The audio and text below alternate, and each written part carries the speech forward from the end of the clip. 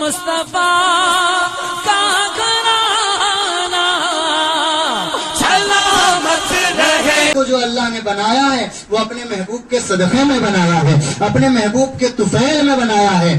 اللہ تبارک و تعالیٰ تبھی تو کہتا ہے کہ اے محبوب اگر تمہیں پیدا کرنا مقصود نہ ہوتا تو میں آسمان کا شامیانہ نہ بناتا، یعنی ساتوں آسمان کو پیدا نہ کرتا. اے محبوب اگر تمہیں پیدا کرنا مقصود نہ ہوتا میں چاند اور سورج کو نہ بناتا. اے محبوب اگر تمہیں پیدا کرنا مقصود نہ ہوتا تو میں لوح و قلم کو پیدا نہ کرتا. اے محبوب اگر تمہیں پیدا کرنا مقصود نہ ہوتا میں عرش و کرسی کو پیدا نہ کرتا. اے محبوب اگر تمہیں پیدا کرنا مقصود نہ ہوتا تو جتنے بھی آسمان میں ستارے ہیں میں ستاروں کو نہ بناتا. اے محبوب تمہیں پیدا کرنا مقصود نہ ہوتا تو میں سمندر نہ بناتا، تالاب نہ بناتا، انسان نہ بناتا، جانور نہ بناتا، چڑی پرند نہ بناتا. پتہ چلا ہیبادات ہمارے نبی کے صدقے میں، جمادات ہمارے نبی کے صدقے میں، لوح و قلم ہمارے نبی کے صدقے میں، عرش و کرسی ہمارے نبی کے صدقے میں، پوری کائنات ہمارے نبی کے صدقے میں ہے. تبھی تو بریلی کی سرزمین سے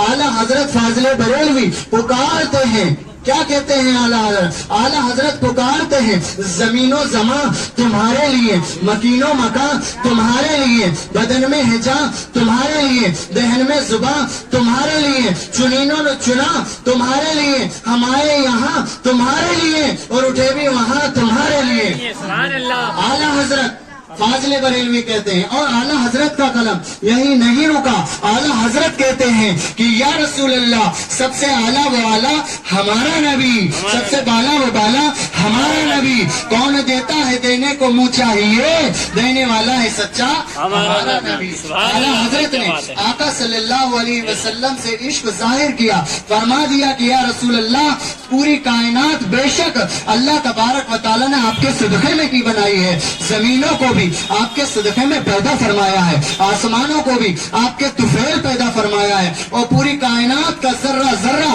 آپ کا ہی صدقہ ہے.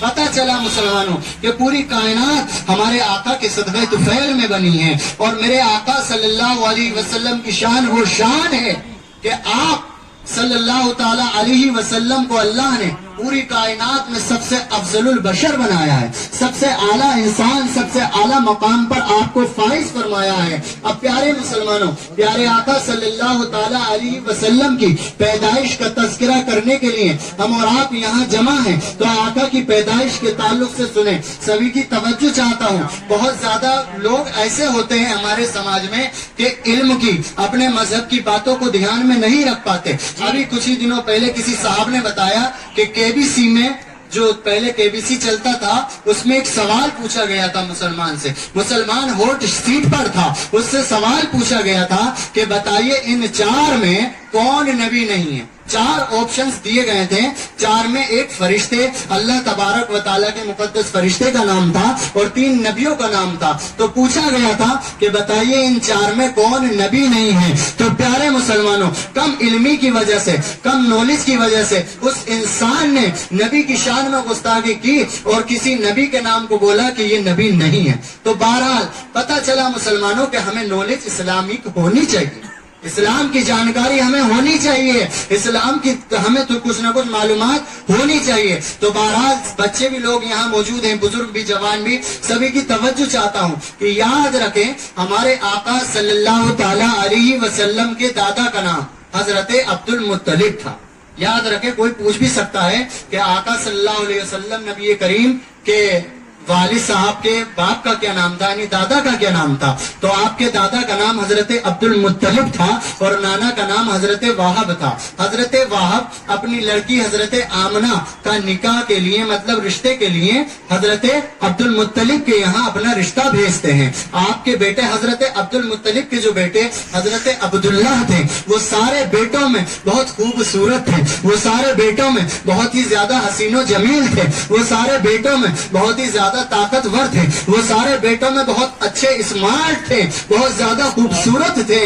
تو پیارے مسلمانوں، حضرت وہب کو اپنی بیٹی کے لیے حضرت عبداللہ بہت زیادہ پسند تھے، ان کی بہت زیادہ کرامتیں حضرت وہب نے دیکھ رکھی تھی۔ اب پیارے مسلمانوں، ان کی کرامتیں بتائی جائیں تو وقت کافی چاہیے۔ بہرحال حضرت عبداللہ کو حضرت وہب پسند آتے ہیں اپنی بیٹی کے لیے، اور آپ اپنی بیٹی کے رشتہ حضرت عبد المطلب کے یہاں بھیجتے ہیں کہ ہمیں آپ کا بیٹا حضرت عبداللہ جو ہے وہ بہت پسند ہے، آپ ہماری بیٹی کے ساتھ اپنے بیٹے کا نکاح کر دیں تو ہماری گزارش آپ منظور کر لیں گے۔ بہرحال مسلمانوں، ادھر حضرت عبد المطلب جو تھے وہ اپنے بیٹے حضرت عبداللہ کے لیے نیک صالح، نیک سیرت لڑکی کی تلاش میں تھے، چاہتے تھے کہ کوئی نیک سیرت، نیک صورت لڑکی ایسی ملے جو میرے عبداللہ کے نکاح میں آئے۔ وہ لڑکی جو تھی حضرت آمنہ حضرت عبد المطلب کی نالج میں تھی، انہوں نے جیسے رشتہ آیا ایک دم ہی ایکسپٹ کرا، ایک دم ہی رشتہ مان لیا، بولے ٹھیک ہے، ہمیں حضرت آمنہ کی طرح ہی لڑکی کی خواہش تھی،